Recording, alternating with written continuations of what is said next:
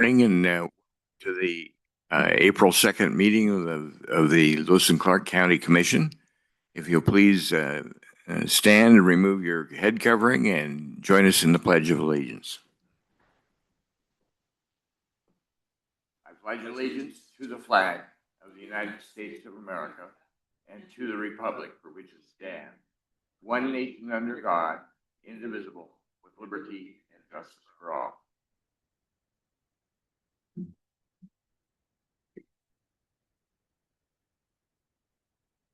Have kind of a light crew for a light agenda this morning.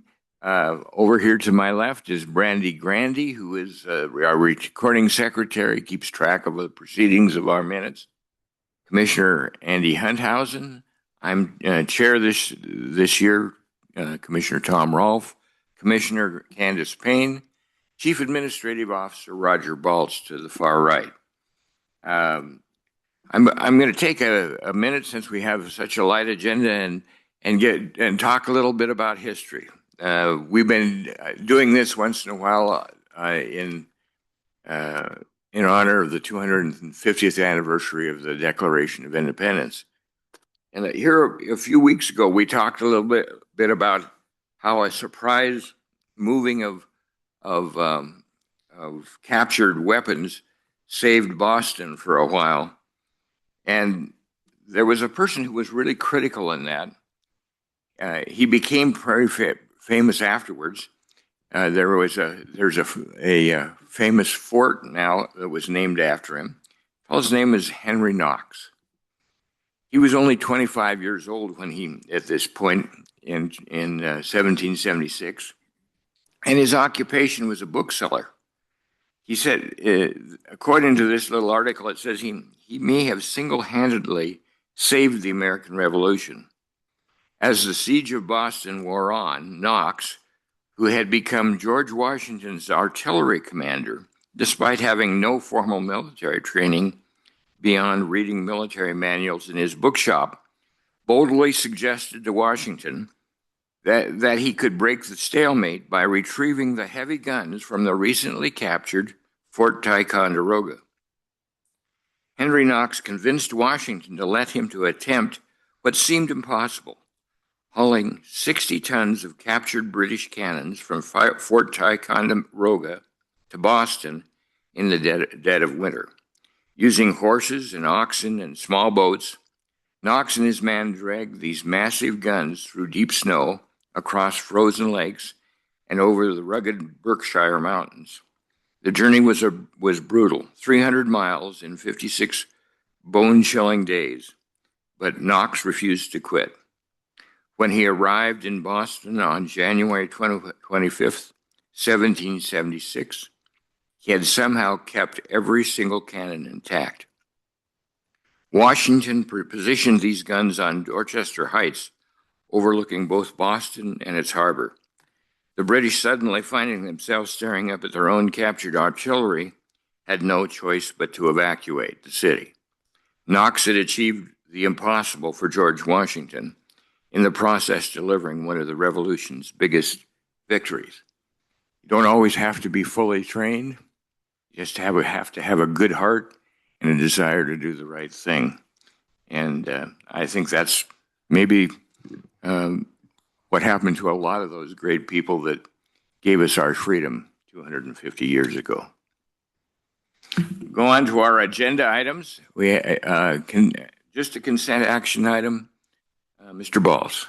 Thank you, Commissioner and Commissioners. This is item 2A on the agenda today. Public meeting minutes for March 19th and 24th, 2026. And staff recommends approval of that item. Thank you very much. All right. Are there any questions from the Commission? Seeing no questions from the Commission, are there any public comments on this item? Any public comment? Seeing none, do we have a motion? Mr. Chair, I'd move that we approve consent action item 2A as presented. Second. We have a motion and a second. Any discussion? Mr. Chair. And Commissioner Hunthausen. Just for explanatory reasons, I guess I'll make a comment. why we might only have one item on our agenda today. We have 12 meetings a month, counting our meetings in, or a week, I guess, and counting our meetings in Lincoln and Augusta, or wait, 12 meetings a month, that's right. Counting our Lincoln and Augusta meetings. And so often we have smaller agendas just because we have a good number of meetings where, for example, the city commission, I think they only have 2 meetings a month, and thus their agendas might be much longer and last several hours in some cases. We do have long agendas on occasion, but sometimes we have a nice, easy day like today where we have a short agenda and a quick meeting, which is always, I'll look forward to that now and then. So anyway, just for explanation, Mr. Chair, I wanted to, so we had guests today. All right. We have a motion and a second. Any other discussion? We'll move to a vote. All those in favor of approving the public meeting minutes for March 19th and 24th, as explained by Mr. Baltz, please say aye. Aye. Aye. Pose same sign. Motion passes unanimously. Now we generally have, it seems like we probably average 4 or 5 items on our agenda, and but today we are pleased to have some students from Carroll College here, and I'll tell you a little bit about, at the end of each meeting, we do offer an opportunity for people to speak about anything that might be of interest that's under the purview of the commission. And maybe they think we've missed talking about a subdivision or a road or something or other that they're concerned about, and we offer the opportunity at the end of each public meeting for them to do that. But having some students here from Carroll, are there things that you're interested in government that you'd like to? That you would like to know a little bit more about? Anybody want to make a comment? Come on, if you come on forward and just give us your name and where you're from and what you're studying. And the little green, there's a little button down there that has to be green before you can. There you go. Hello. There you go. Perfect. My name's Chase. I grew up in Puyallup, Washington. I'm a senior studying civil engineering at Carroll. With us today is the whole civil engineering senior class at Carroll. There are 4 of us. Wonderful.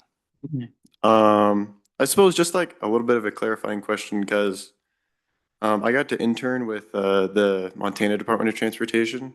So it's cool to see how different projects in different jurisdictions, if someone came with a comment about a road or a route, it would have to be a county road, right, for the purposes of this commission.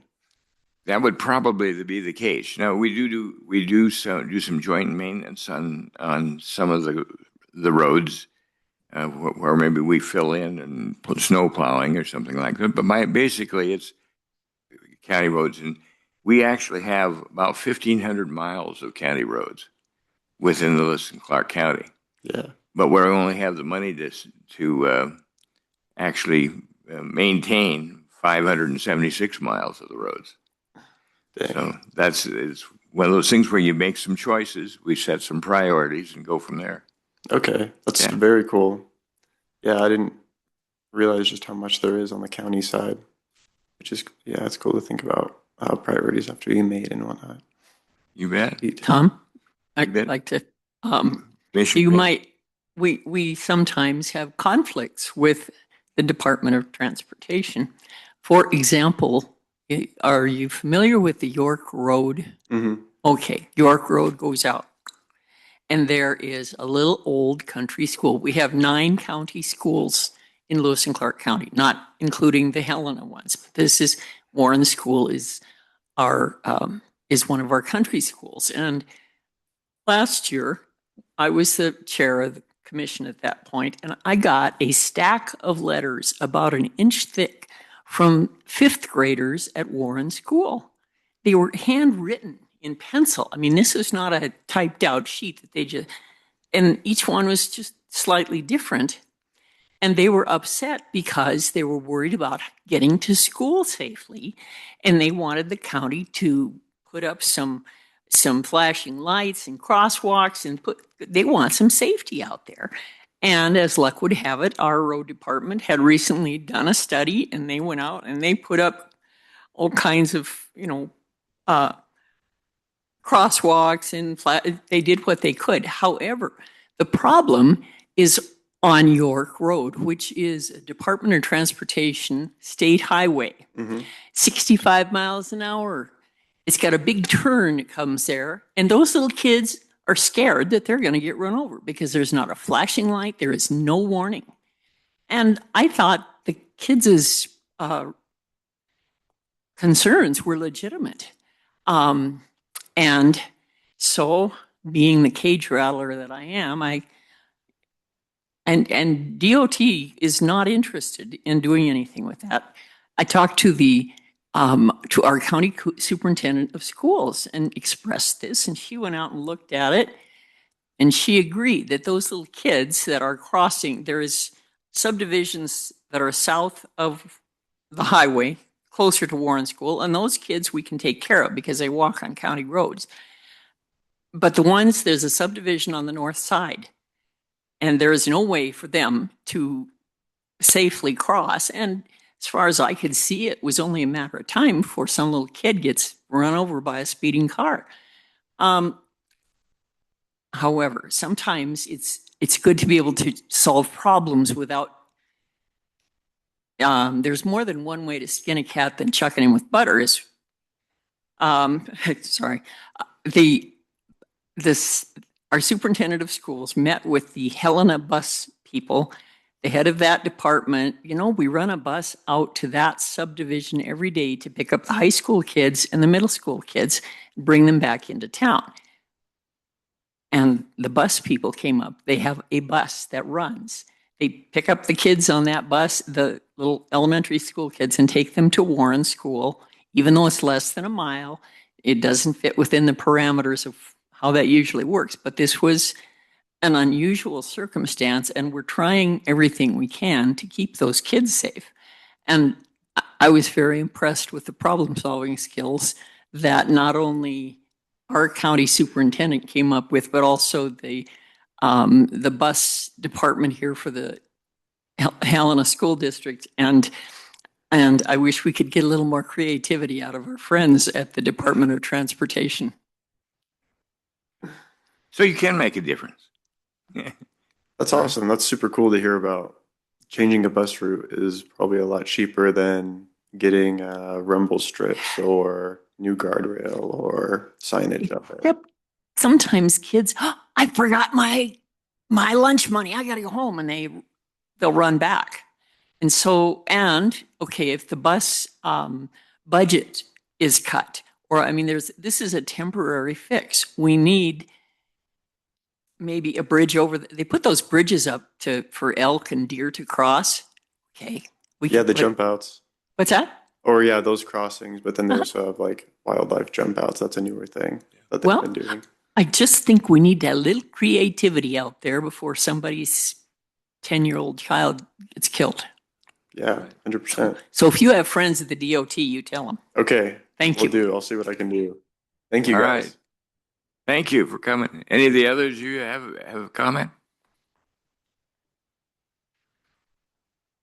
Oh, we really enjoy having you here, and you're welcome back anytime if you'd like to see a little bit more.